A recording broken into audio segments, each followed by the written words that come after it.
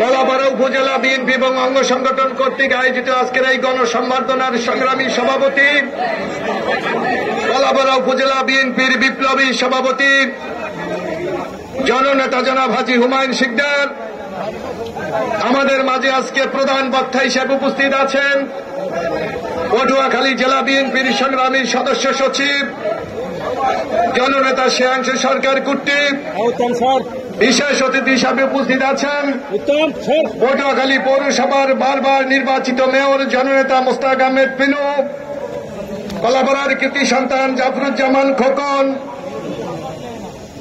মির্জাগাঁও উপজেলা বিএনপির সভাপতি শাহাবুদ্দিন নান্নু, আমাদের অতিথি জাকির হোসেন, কুয়াকাটা বিএনপির সভাপতি আজিজ মুসলিম সহ কুয়াকাটা থেকে আগত নেতৃবৃন্দ, আব্দুল জলিল মহিপুর থানা বিএনপির সভাপতি আব্দুল জলিল হালদার সহ মহিপুরের সম্মানিত নেতৃবৃন্দ, রাঙ্গামালির রহমান ফরাজির নেতৃত্বে রাঙ্গামালির নেতৃবৃন্দ এবং আজকের এই সমাবেশে উপস্থিত আমার বিভিন্ন অঙ্গ সংগঠনের নেতৃবৃন্দ সহ প্রিয় জনতা, আসসালামু আলাইকুম। আজকে কয়েক বছর পর আপনাদের সামনে দাঁড়িয়েছি, আপনারা একটু বলতে পারবেন? আজকে 17 বছর পর আপনাদের সামনে আমরা দাঁড়িয়েছি। আমরা তো বাংলাদেশের নাগরিক।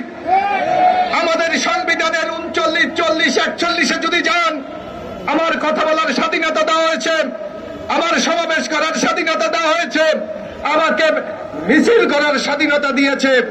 কিন্তু গত 17 বছর কি আমরা তা পেরেছি? আওয়ামী লীগ আমাদেরকে মিছিল করার অধিকার থেকে বঞ্চিত করেছে, আমাদের সমাবেশ করার অধিকার থেকে বঞ্চিত করেছে, আমাদেরকে কথা বলার অধিকার থেকে বঞ্চিত করেছে। আপনাদের মনে থাকার কথা, আমি প্রায় টেলিভিশনে যাই, আমি এই সরকারের দুর্নীতির বিরুদ্ধে কথা বলেছি, এই সরকারের অনিয়মের বিরুদ্ধে কথা বলেছি। তখন আওয়ামী লীগের নেতারা বলেছে এইগুলি নাকি আমরা ওদের বিরুদ্ধে মিথ্যা বানোয়া তথ্য উপস্থাপন করি। শেখ হাসিনা বলেছিলেন শেখ মুজিবের কন্যা পালায় না, কি বলেছিলেন না? আজকে কে পালিয়েছে বাংলাদেশ থেকে? স্বৈরাচারী শেখ হাসিনা বাংলাদেশ থেকে পালিয়ে গিয়েছে।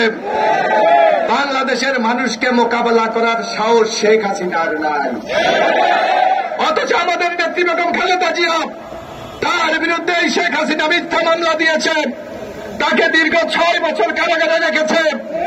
বেগম খালেদা জিয়া কিন্তু বাংলাদেশ থেকে চলে যায় না, কারণ খালেদা জিয়া বাংলাদেশের মানুষকে ভালোবাসেন। খালেদা জিয়া বলেছে বাইরে আমার বন্ধু আছে, কোন প্রভু আমার নাই।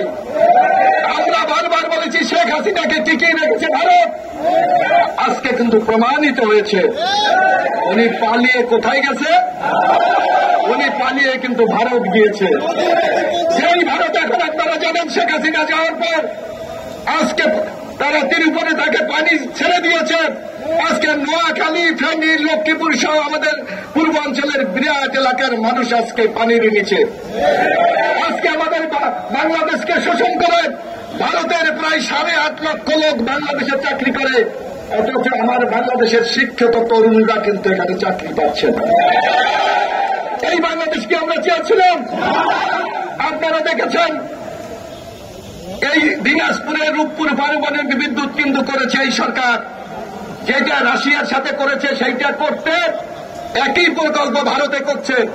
ভারতে যাচ্ছে $3 বিলিয়ন।